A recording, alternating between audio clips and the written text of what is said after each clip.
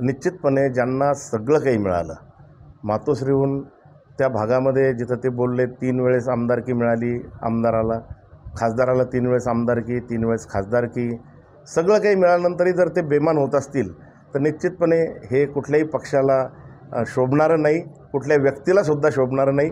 म्हणून या लोकांना धडा शिकवण्यासाठी डिपॉझिट जप्त करा ही उद्धवजींनी जी साथ जनतेला घातलेली आहे.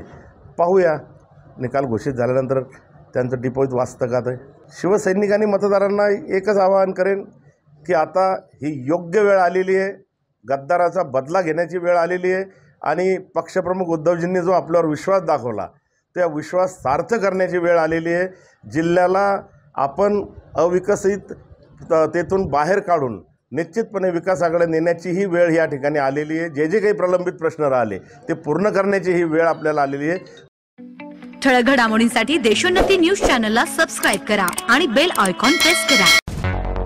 मुंबई, पुणे, नागपूर, मराठवाडा असो का विदर्भ, राजकीय, सामाजिक, शैक्षणिक क्षेत्र असो का क्रीडा, सर्वच घडामोडीचे विश्लेषण पाहायला विसरू नका. फक्त देशोन्नती न्यूजवर.